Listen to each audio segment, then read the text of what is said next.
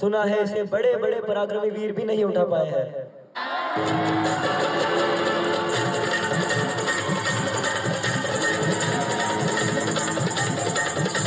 मित्र, इस उद्दंड बालक की रक्षा चाहते हो तो हमारे आंखों से दूर ले जाओ।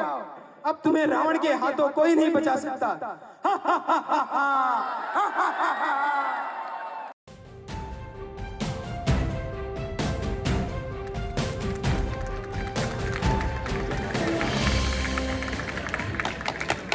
महाराज, दशरथ आज सूर्य देवता उत्तरायण में प्रवेश कर रहे हैं।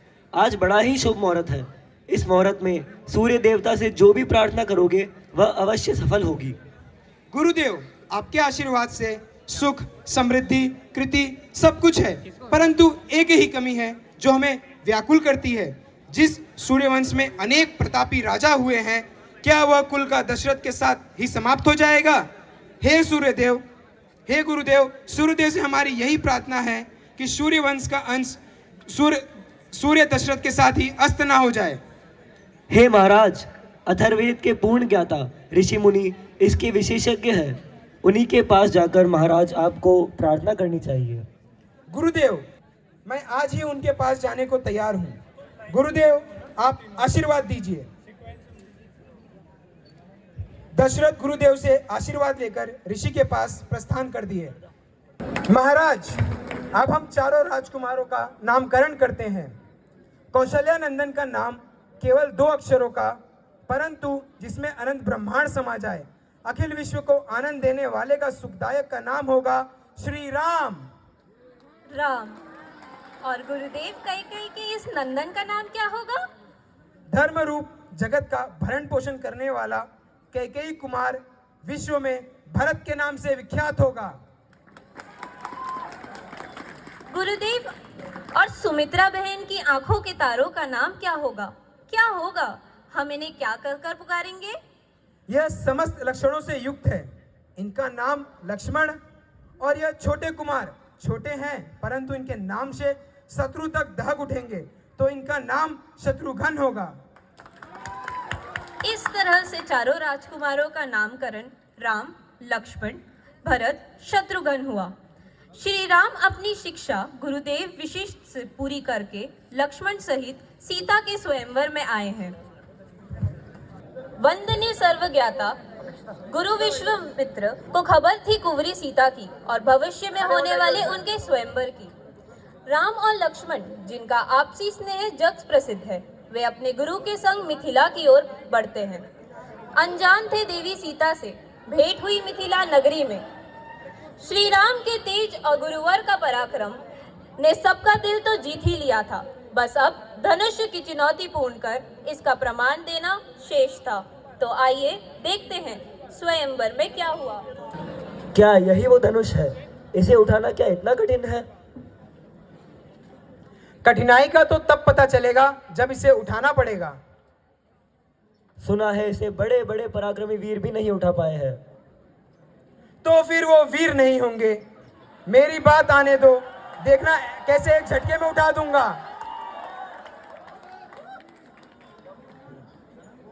हम समस्त अतिथिजन और देश विदेश से आए राजा और राजकुमारों का स्वागत करते हैं।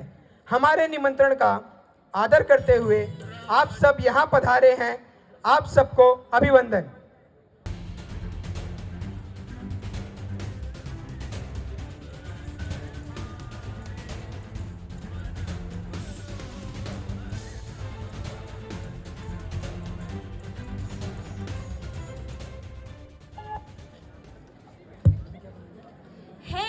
है क्या ऐसी बात उस धनुष में जो उसे कोई शूरवीर उठा ना सका?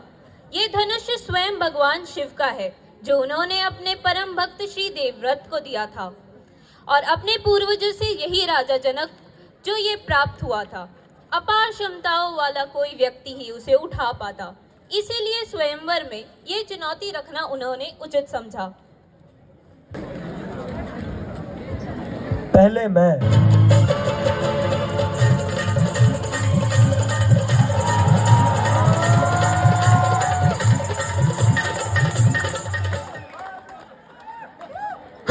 अब मेरी बारी।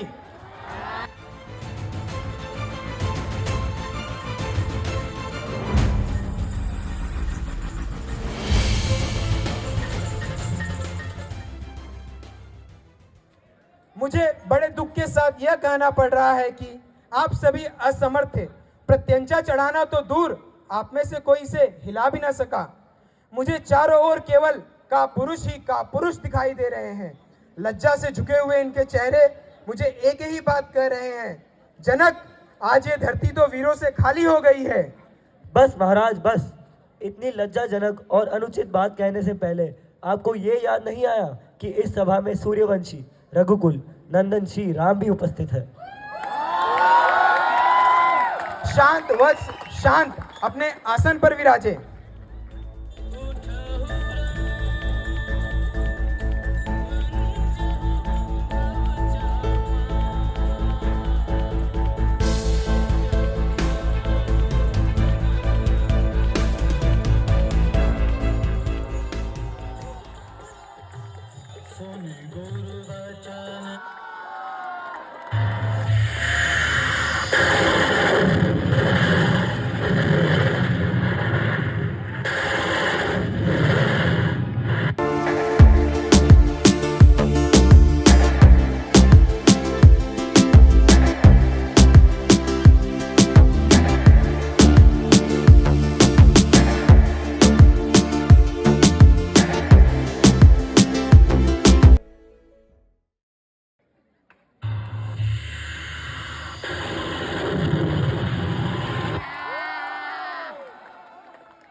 मैं जनक भगवान परशुराम के चरणों में प्रणाम करता हूँ। कल्याण हो। प्रभु, आप इतने अति उचित समय पर पधारे हैं। जनक, हमें ना बहलाएं। हम महेंद्र पर्वत पर तपस्या कर रहे थे कि शिव के धनुष के टूटने की ध्वनि सुनाई दी। हमारे आराध्य शिव के धनुष को तोड़ने का दुस्साहस किसने किया? बता बता, किसकी मृत्यु हमें यहाँ लेकर आई है? प्रभु, शिव के धनुष को तोड़ने का साहस तो कोई आपका दास ही कर सकता है। उसके लिए क्या आज्ञा है, आप मुझसे कहिए। सावधान, यहाँ उपस्थित सभी को मेरा सावधान।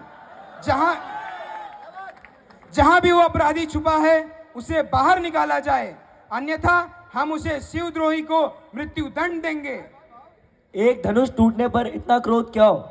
हमने तो बचपन में कई धनुष तोड़े हैं, तब तो किसी ने क्रोध नहीं किया था। राजा के छोकरे, तनिक होश में बात कर। ये वही धनुष है जिससे शंकर ने तिबराही का वध किया था। ब्राह्मण देवता, हम क्षत्रिय हैं, हमारे लिए सभी धनुष एक समान है। हद हो गई है। लगता है तुम्हें अपने जीवन से मोह नहीं। मेरे मोह का ज्ञात नहीं, परंतु आपको इस धनुष का मोह अवश्य है, जिसके टूटने पर आप बच्चों की तरह बिलबिला रहे हैं।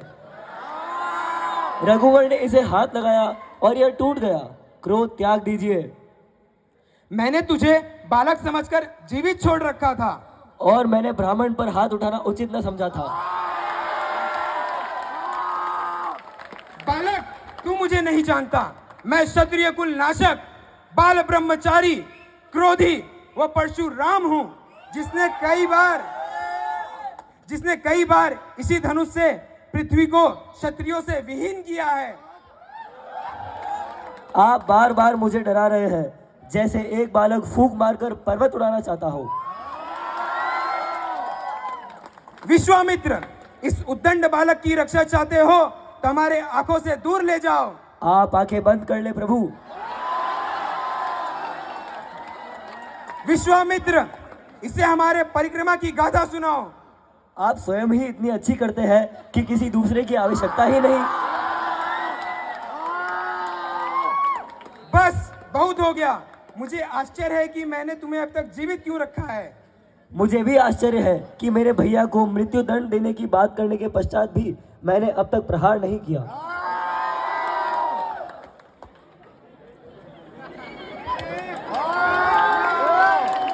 भगवान बालक की बातों को अनदेखा करे, और फिर आपका अपराधी तो मैं हूँ। मैंने ही धनुष तोड़ा है। मुझे आपका दास समझकर जो दंड देना हो दे दीजिए। भगवान शिव का धनुष तोड़कर मुझे ही ज्ञान दे रहे हो। उधर तेरे छोटे भाई ने तेरी ही सम्मति से मुझे भड़काया है, और इधर तू हमसे बड़ी अनुनय विनय कर रहा है। यह छल कपट और नहीं चलेगा। उठाओ शस्त्र और सामना करो। कोई मुझे ललकारे तो चुनौती स्वीकार करना धर्म है, किंतु गौ, स्त्री और ब्राह्मण पर हाथ उठाना भी अधर्म है। आप पूजनीय है प्रभु, मैं आपका सेवक हूँ। मेरा तो छोटा सा नाम है राम, आपका परशुराम। आपने अपने राम को अभी तक नहीं पहचाना, किंतु मैं आपकी प्रभुता को जानता हूँ। आपसे हारने में भी मेरी ही जीत है। उनकी दृष्टि एक हिरण पर पड़ी जो किसी मायाजाल का हिस्सा प्रतीत हुआ और उनका संदेह सत्य था। लक्ष्मण और सीता को भ्रमित करने के उद्देश्य से किसी मायावी मनुष्य ने यह भेष धारण किया था। तीर लगने के पश्चात और प्राण निकलने से पूर्व उसने श्री राम की वाणी में लक्ष्मण और सीता को सहायता हेतु पुकारा। अब आगे।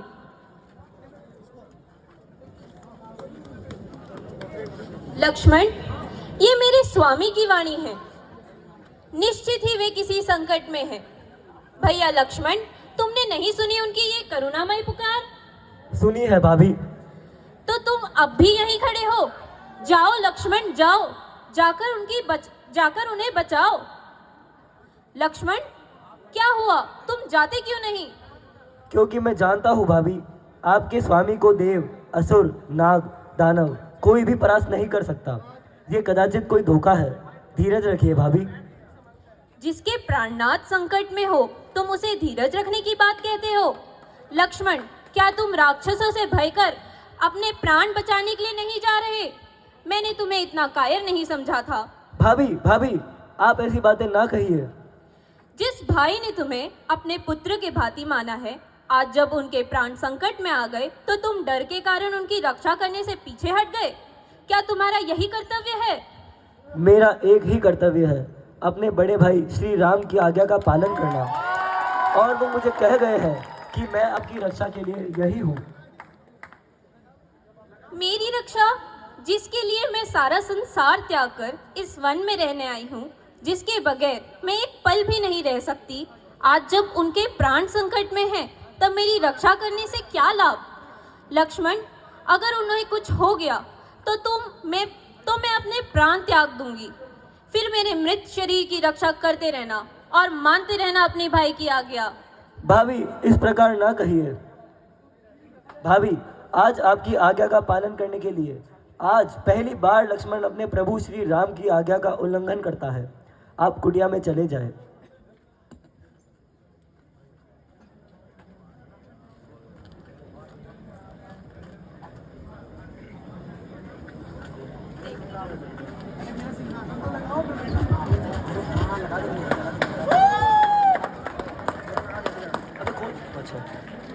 मैंने एक अदृश्य दीवार बना दी है।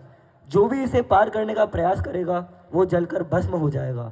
माता, मेरी आपसे विनती है, किसी भी परिस्थिति में आगे न आए।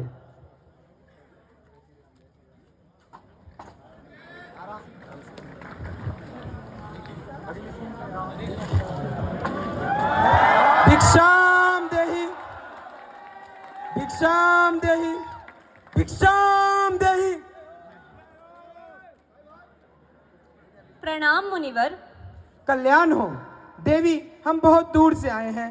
तुम्हारी कुटिया देखकर इस आशा से द्वार पर खड़े हैं कि हमें भिक्षा मिल जाए। अवश्य महात्मा, मैं आपके लिए यथासंभव भोजन लाती हूँ।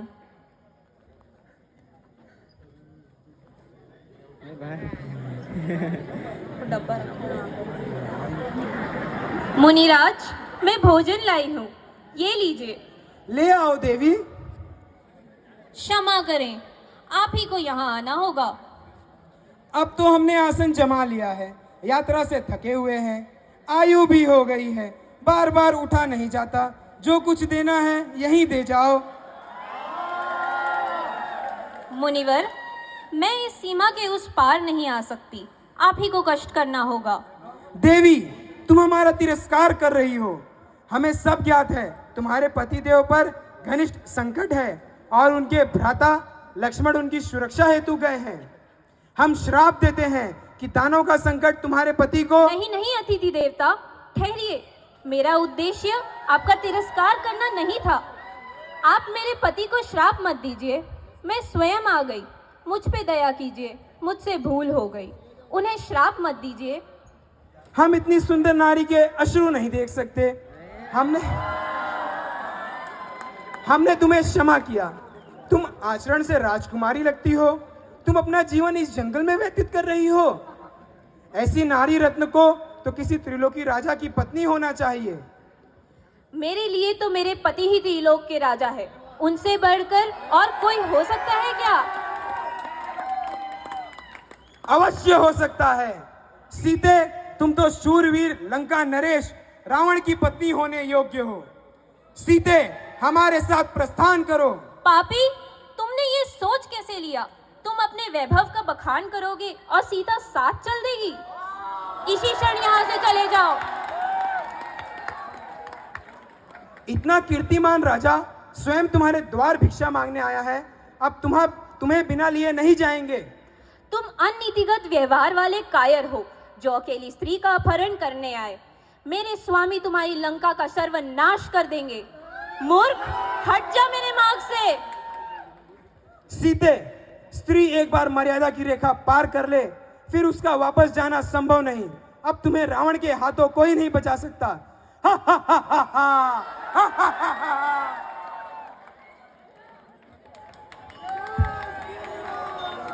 जिन्हें वह अपना दूत बनाकर माता सीता के पास अपनी मुद्रिका सहित आश्वासन दिलाते भेजते हैं। जब हनुमान माता सीता का समाचार लेकर पहुंचते हैं, श्री राम समय नष्ट किए बिना लक्ष्मण, हनुमान, जामवंत राजा सुग्रीव व उनके समस्त वानर सेना की लंका की ओर प्रस्थान करने का आदेश देते हैं। लेकिन लंका तक पहुंचने के पहले उनके रास्ते में महासागर को पार करने की दुविधा थी। देव की आज्ञा से लक्ष्मण, हनुमान, सुग्रीव, अंगद, नल, नील आदि सहित प्रत्येक पत्रों पर प्रभु श्री राम का नाम लिखकर राम सेतु का निर्माण किया। श्री राम, लक्ष्मण, हनुमान और समस्त वानर सेना ने राम सेतु के जरिए लंका की ओर प्रस्थान किया। युद्ध की आरंभ करने से पहले प्रभु श्री राम ने अपना क्षत्रिय धर्म निभाते हुए युद्ध को टालने की इच्छा से बालीपुत्र अंगद को लंकापति रावण के दरबार में शांतिदूत बनाकर भेजा। अब आगे। हे लंका नरेश, अगर आपको अपने योद्धाओं की शक्ति पर बड़ा मान है तो मैं प्रभु श्री राम की ओर से आपके समस्त योद्धाओं को चुनौती देता हूं। मैं अपना पैर आपके इस दरबार पर जमा दूंगा। अगर आपके योद्धाओं में से किसी ने मेरे पैर को इस धरती से हटा दिया तो मैं अपने स्वामी प्रभु श्री राम की ओर से यह वचन देता हूं कि वो अपनी हार मानकर लंका से वापस चले जाएंगे।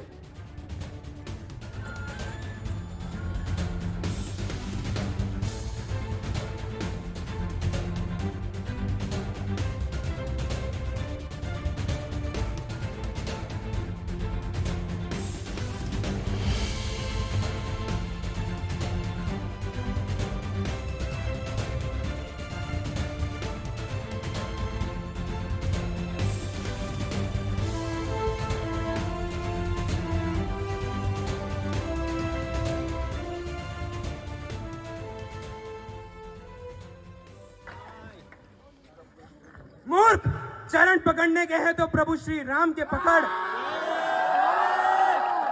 जिनके चरणों में तुझे मुक्ति का द्वार मिलेगा। मेरी चुनौती आपके योद्धाओं को थी, आपको नहीं। आपको तो मैं फिर से यही कहूंगा कि प्रभु श्री राम के चरण पकड़ लीजिए, आपका कल्याण हो जाएगा। मैं आपको कल सूर्योदय तक का समय देता हूं, उसके पश्चात हम लंका पर चढ़ाई कर देंगे। एवं उनकी अर्धांगिनी मंदोदरी ने रावण को सीता को वापस लौटाने को और राम के सामने आत्मसमर्पण करने की सलाह दी, किंतु होने को कौन टाल सकता है। रावण ने अपने अहंकार के आगे प्रभु श्री राम का प्रस्ताव अस्वीकार किया और युद्ध का ऐलान किया। फिर प्रभु श्री राम की वानर सेना और रावण की असुर सेना के बीच भीषण युद्ध हुआ, जिसमें कई वीर योद्धा जैसे मेघनाथ, कुंभकर्ण आदि वीर गति को प्राप्त हुए। अंततः रावण का अहंकार टूटा और लंकेश रावण को प्रभु श्री राम के हाथों मोक्ष की प्राप्ति हुई और इस तरह अच्छाई की बुराई पर, सत्य की असत्य पर और धर्म की अधर्म पर फिर से जीत हुई। श्री राम और रावण में धन ज्यादा किसके पास था? तो जब हर चीज में रावण बड़ा था तो ऐसी कौन सी चीज थी जिसमें श्री राम इतने बड़े हो गए कि रावण की सारी श्रेष्ठता धरी की धरी रह गई? वो था चरित्र। इसीलिए वाल्मीकि जी ने कहा रामचरितमानस।